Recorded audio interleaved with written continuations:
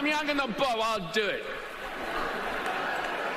So here I am. It could have been the greatest album in rock history. In 1969, Bob Dylan secretly reached out to form a supergroup with the Beatles and Stones. George Harrison said yes.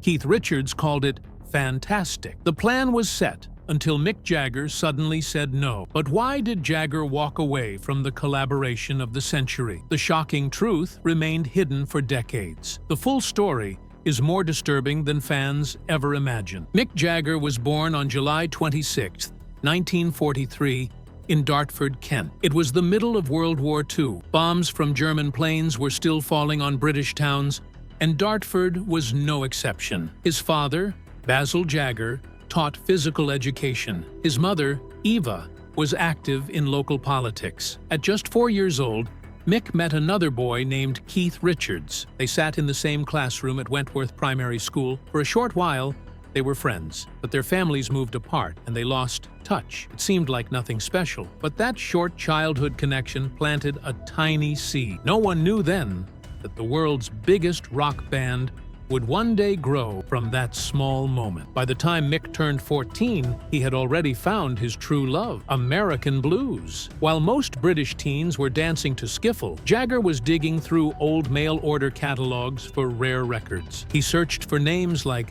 Howlin' Wolf, Muddy Waters, and Little Richard. He listened to Radio Luxembourg late at night, one of the few stations that played the blues. His record collection became legendary among his friends. Mick even walked miles just to borrow a new LP. He wasn't just a fan, he studied the blues. He mimicked the singing styles of his idols so well that people couldn't believe he was British. He wasn't trying to impress anyone. He just wanted to feel the music in his bones, and it showed. Then came October 17, 1961. Mick was 18 and holding a few blues records while waiting for a train in Dartford. That's when Keith Richards walked up. They hadn't seen each other in years. Keith noticed the albums right away. Chuck Berry, Muddy Waters. It sparked something between them. They talked, they laughed, and they realized they shared the same fire for music. What are the odds? Two boys, both obsessed with a style of music almost no one else around them cared about, crossing paths again on an ordinary commuter train. That one moment changed everything. Within weeks,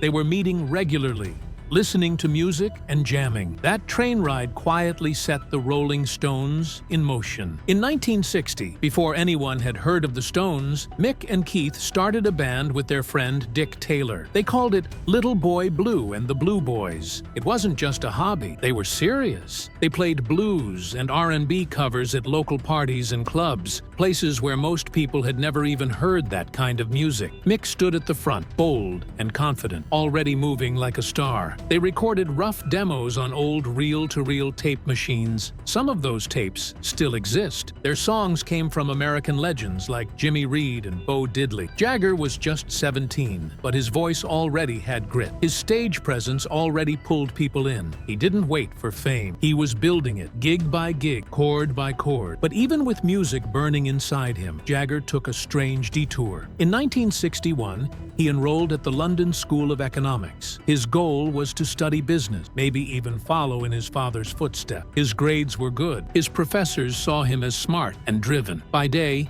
he learned about finance and law. By night, he played music in smoky clubs. For a moment, it looked like he might give it all up. A stable life, a desk job, a future in banking. But the music kept calling. In 1962, Jagger made a choice. He dropped out. He turned his back on a safe career and threw himself into rock and roll. It shocked his family. It surprised his friends, but it changed history. If he hadn't taken that risk, the Rolling Stones might have stayed in the shadows. Rolling Stones' early gigs were loud and messy, especially at the Marquee Club in London. They played songs by Muddy Waters and Chuck Berry. The band even got their name from a Muddy Waters song, Rollin' Stone. Right from the start, their music clicked, but so did the drama. Brian Jones had started the band, but he soon clashed with Mick and Keith over who was really in charge. That tension never really left. By 1964, they dropped their first album, The Rolling Stones. It came out on April 16th. Gritty and raw, it didn't try to be pretty. That's what made it powerful. Within weeks,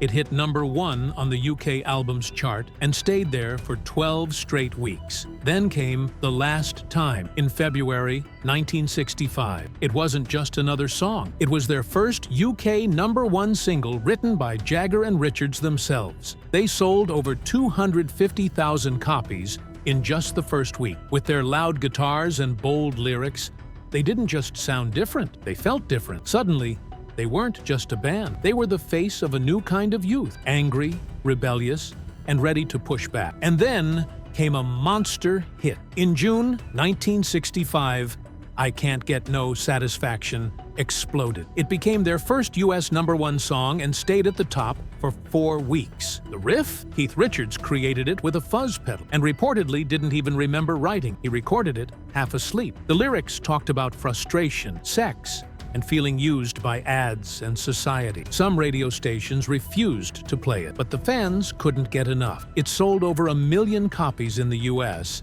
in just a few months. That song changed everything. It made the Rolling Stones the wild, dangerous alternative to the clean-cut Beatles. From then on, they were rock's bad boys. But the rebellion had real consequences. On February 12, 1967, police raided Keith Richards' house during a party. Mick Jagger, Keith, and an art dealer were arrested. The charges? Possession of amphetamines and cannabis. But the headlines were all about the scandal. Rumors spread that Marianne Faithfull had been found at the scene wearing nothing but a fur rug. Mick got 3 months. Keith got a year. Both spent only 1 night in Brixton prison before being released. Public outrage helped. A famous article in the Times asked, "Who breaks a butterfly on a wheel?" The bust made them legends, but it also showed how deeply the older generation feared what they represented. Then, just 2 years later, the band's darkest moment arrived. Brian Jones was gone from the band, forced out in June 1969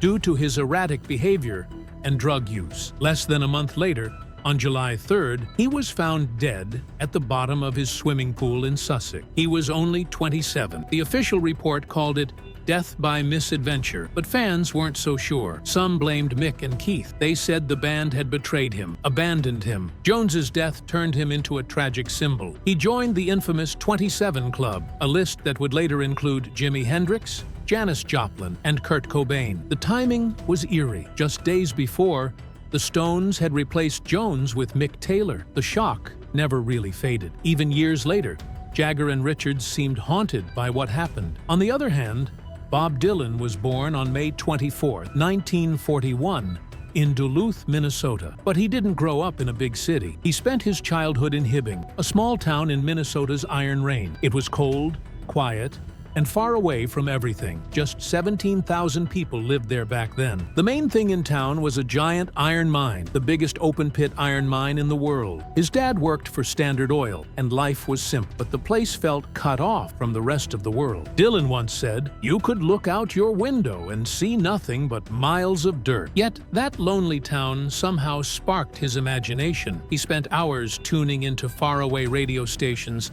listening to blues, country, and early rock. That isolation gave birth to a mind that refused to stay quiet. He never had music lessons. He didn't need them. Dylan taught himself to play piano and guitar by ear. He started writing poems when he was 10. Not long after, he began writing songs. The radio became his teacher. He listened to Hank Williams, Muddy Waters, and most of all, Woody Guthrie. Guthrie's music hit him like lightning. It wasn't just sound, it was purpose. Dylan said it felt like Guthrie was passing him the crown. He studied Guthrie's voice, his stories, his style, like a student trying to master every line. By his teenage years, Dylan was already performing in local bands. One of them, the Golden Chords, got banned from a school talent show because they were too loud. He didn't care. He was building something slowly, quietly, obsessively. At 19, he couldn't wait anymore. In January 1961, Dylan left everything behind and hitchhiked to New York. He had a guitar and just $10 in his pocket, but he had a plan. He wanted to meet Woody Guthrie. He also knew Greenwich Village was where music was happening. The moment he arrived, everything changed. He played in smoky coffee houses, slept on couches, and soaked up the scene. The village was full of poets, rebels, and dreamers. Dylan fit right in. He quickly got noticed. Within months, he He was sharing stages with big names in the folk world. He even visited Guthrie in the hospital. It was like the world was opening its door, one by one. That same year, a music executive named John Hammond came to see him perform. Hammond had signed legends like Billie Holiday, and when he saw Dylan, something clicked. He didn't care that Dylan's voice was raw or strained. He saw the fire inside. Hammond signed him to Columbia Records in 1961. Most people at the label thought it was a mistake. They called Dylan Hammond's Folly, but Hammond believed. Dylan's first album came out in March 1962. It was recorded in just 2 days. Only 2 of the songs were his own. It didn't sell much, just 5,000 copies that year. Still, the way he sang old folk songs was different. It was intense, honest. It didn't need polish. It needed ears. Then something wild happened. In 1962, Dylan wrote "Blowin' in the Wind." The next year, Peter, Paul, and Mary released their version. It sold over 300,000 copies in just 1 week. It climbed to number 2 on the Billboard charts. Another protest song, "The Times They Are A-Changin'," came in 1963. Joan Baez helped make it famous. She sang Dylan's songs at protests and on TV. People began to realize these weren't just tune. They were messages. They were fuel. His words echoed at the March on Washington, at anti-war rallies, and on college campuses. People everywhere were singing his song, even if they didn't know his fate. He was only in his early 20s, but his lyrics were shaping history. And even then, Dylan didn't want to be a hero. "I'm just a song and dance man," he once said. But his journey wasn't without controversies. On July 25, 1965, Bob Dylan walked on stage at the Newport Folk Festival holding an electric guitar. He was only 24 years old. This was the moment everything changed. People had come expecting Dylan's usual acoustic folk song, but instead, they got loud electric rock. His band included members from the Paul Butterfield Blues Band and pianist Barry Goldberg. The crowd didn't know what hit them. The reaction was wild. Some fans booed, some yelled, others threw things. Folk music lovers saw it as a betrayal. Pete Seeger, a festival board member, was so upset he reportedly tried to cut the cables with an axe, though later he said it was just because the sound was too distorted. Dylan only played 3 songs, including Maggie's Farm and Like a Rolling Stone, before walking off the stage. He came back to play 2 quiet acoustic songs, and the crowd cheered, but the damage was done. Dylan didn't return to Newport for 37 years. That night became one of the most talked about moments in music history. Less than a year later, things got even more intense. On May 17, 1966, at the Free Trade Hall in Manchester, England, Dylan played the first half of his show with just an acoustic guitar. The audience listened quietly. Then, after the break, he came back with a full electric band, the Hawks. The mood changed fast. Near the end of the concert, someone in the crowd yelled, "Judas!" It hit like a bomb. Dylan fired back, "I don't believe you. You're a liar." Then he turned to his band and growled, "Play it fucking loud." They launched into a roaring version of Like a Rolling Stone. That moment, raw and defiant, was recorded and spread for years as a bootleg. It's now considered one of the greatest live performances ever. But just as his electric era hit full force, Dylan disappeared. On July 29, 1966, he crashed his Triumph motorcycle near Woodstock, New York. Officially, he broke several vertebrae in his neck, but there were no hospital records. No ambulance. Some people think the crash wasn't as bad as it seemed, or maybe didn't even happen. Others say Dylan used it as an excuse to step away from the pressure, the fame, and maybe even from drug problems. Whatever the truth, the result was the same. Dylan vanished from the spotlight. He stopped touring. Some fans even thought he died. For the next 8 years, he stayed mostly out of the public eye. Instead of performing, Dylan began recording music at home. In 1967, he and the band set up in the basement of a pink house in Woodstock. They started making music just for fun. It wasn't polished. It wasn't meant for release, but they recorded over 100 songs in just a few months, sometimes doing 10 or 15 in a single day. Some of those songs later became hits for other artists. The sessions were finally released in 1975 as the Basement Tapes. The songs had a different feel, less wild and electric, more rooted in American tradition. This was Dylan reinventing himself again. Then came another surprise. In December 1967, Dylan released John Wesley Harding. It was simple, quiet, quiet and full of strange biblical stories. He recorded it in just 3 sessions. It reached number 2 in the United States and hit number 1 in the UK. One of its songs, All Along the Watchtower, became a rock anthem when Jimi Hendrix covered it. But Dylan wasn't done. In April 1969, he released Nashville Skyline. This time, he went full country. His voice sounded softer. The lyrics were more direct. He sang a duet with Johnny Cash on Girl from the North Country. The album reached number 3 in the United States and topped the charts in the UK. In 1969, something unbelievable almost happened in the world of rock music. Bob Dylan, out of nowhere, suggested forming a supergroup with the Beatles and the Rolling Stones. This wasn't just some wild idea at a party. Dylan actually went up to producer Glyn Johns in New York and said, "I have this idea to make a record with the Beatles and the Stones. Would you find out if the others would be interested?" Johns had just worked with both bands.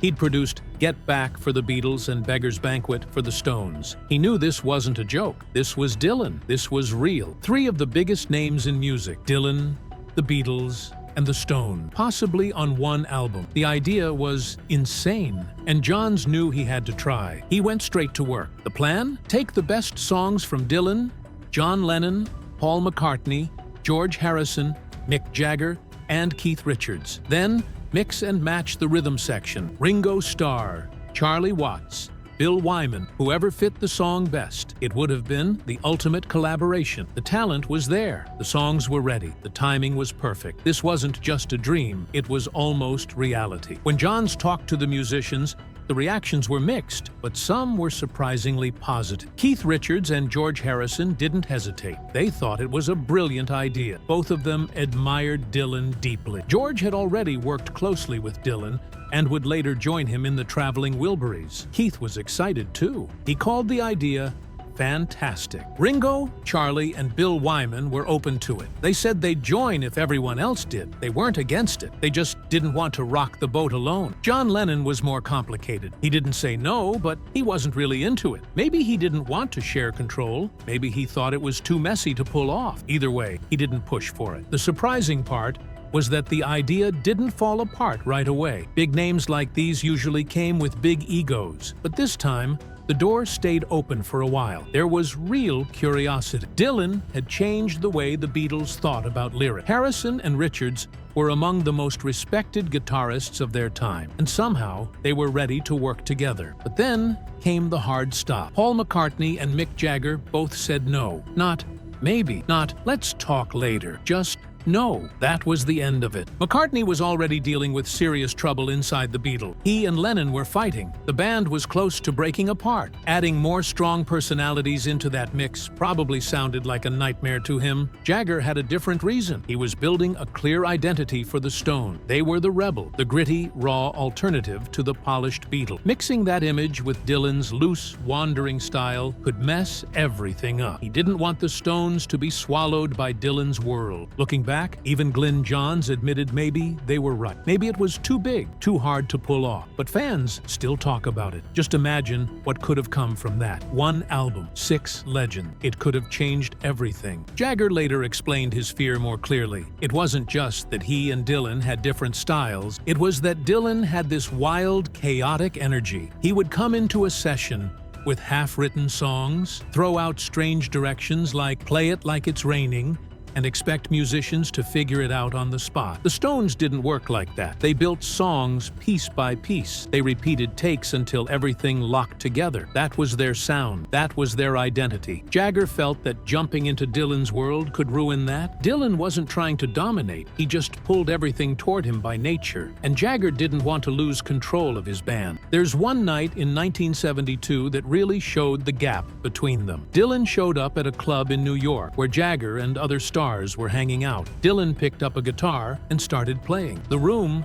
fell silent. He was deep in his own world. Weird rhythm, strange lyrics, unpredictable patterns. Nobody else joined in. Jagger later said he wanted to, but it didn't feel right. The song didn't have a clear beat. No one could follow. Everyone just watched. Some thought they were witnessing genius. Others were confused. No one played along. That jam session could have been a big moment. Instead, It quietly showed that some artists, no matter how great, are just too different to work together. Dylan had his own universe. The Stones had theirs. That night ended with a quiet nod between worlds that couldn't blend. In 1971, the Rolling Stones released Sticky Fingers. It wasn't just another album. It was their first under their own label, and featured that now famous tongue and lips logo. Andy Warhol designed the cover, and it had a real zipper. That little gimmick cost them $304,175 at the time, an insane amount that would be worth millions today. But the gamble paid off. The album went straight to #1 in both the United States and UK,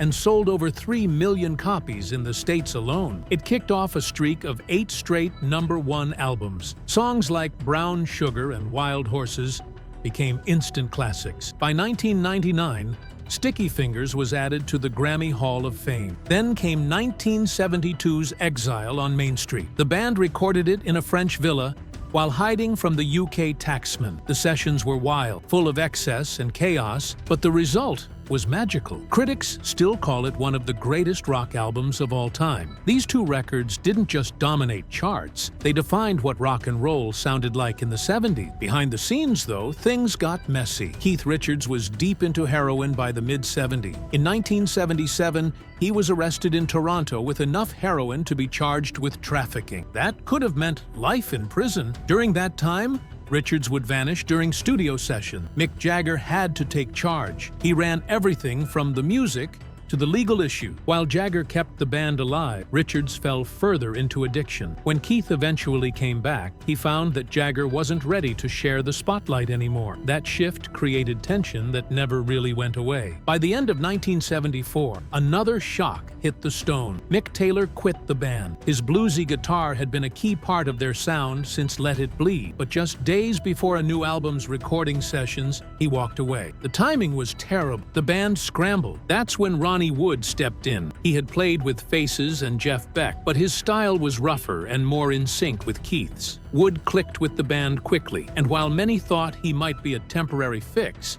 he's now been with the Stones for almost 50 years, longer than either Brian Jones or Mick Taylor. The cracks between Jagger and Richards finally exploded in the mid-1980s. After releasing Dirty Work in 1986, Richards wanted to tour. Jagger didn't. He was focused on his solo career and even sent a formal letter to say no. Richards called it World War III. They barely spoke, except through harsh lyrics in their own songs. The band essentially broke up, but somehow they patched things up and returned with Steel Wheels in 1989. It was one of the few times in rock history a split this deep actually healed. While the Stones were on pause, Jagger tried going solo. His first album, She's the Boss, dropped in 1985. He had stars like Jeff Beck and Nile Rodgers backing him. It sold well, went platinum, and the song Just Another Night hit number 12 on the Billboard charts. But fans and critics weren't impressed. Keith Richards even joked everyone had a copy, but nobody listened to it. In 1987, Jagger released Primitive Cool. It barely made it into the top 40. The music was polished, but forgettable. Even his tour didn't reach the United States. Richards later said Jagger's solo work was just ego, and he had nothing to say. Those failures only made it clearer. Jagger needed the Stones, and the Stones needed him. Meanwhile, Bob Dylan was creating something entirely different. In 1974, he began recording Blood on the Tracks. Over 4 frantic days in a New York studio, he laid down most of the album. The sessions were chaotic. Dylan rushed through songs, skipped fixing mistakes, and often moved on without notice. One guitarist remembered Dylan drinking wine in the studio, doing things his own way. By day 2, he'd already replaced most of the band. Just as the album was about to launch, pressings done, artwork ready, Dylan changed his mind. At his brother's urging, he re-recorded half of it in Minnesota. He used mostly unknown musicians. He kept changing lyrics, keys, and arrangements right up to the final hour. Idiot Wind went through at least 9 versions. You're Gonna Make Me Lonesome, When You Go had 12 takes. But somehow, through all the chaos, Dylan made a masterpiece. Dylan's live shows were no less unpredictable. He often changed keys in the middle of songs, skipped verses, or mumbled his lyrics so much fans didn't know what song was playing. At one 2018 show in Pennsylvania, His piano playing was so erratic that even his band couldn't keep up. This kind of performance wasn't new. He's been doing it since the 1960s. For Dylan, the stage wasn't a place to repeat hits. It was a place to experiment. Every night was different. His unpredictability reached a new level at Live Aid in 1985. Dylan played with Keith Richards and Ronnie Wood in front of millions. It should have been a big moment. Instead, it was a mess. Their guitars were out of tune. Sound issues ruined the set. Dylan even broke a string mid-song. Wood handed him his guitar, but it was barely playable. Critics called the performance awkward and painful, but Dylan made a throwaway comment that changed everything. He suggested some of the money raised should help American farmers. That idea turned into Farm Aid, a benefit concert series that still runs today. In 1988, Dylan started something no one expected, a tour that never really ended. Since June 7th of that year, he's played over 3,000 shows. He didn't tour to promote albums. He toured to keep performing. Every set list was different. Every arrangement changed. Dylan's band had to be ready for anything. He might call out a song they hadn't rehearsed in years, or shift the entire sound mid-song. For over 35 years, this never-ending tour became the heart of his career. Even his bandmates had to adjust to Dylan's strange ways. He gave directions that didn't sound like musical instructions at all. Instead of saying, "Play faster," he might say, "Make it sound like it's raining," or "Think of the color blue." Musicians had to guess what he meant. Bassist Tony Garnier often had to decode Dylan's whispers and pass them along. This forced the band to stay sharp, always ready to adapt. Dylan didn't want perfection. He wanted life, energy, and spontaneity.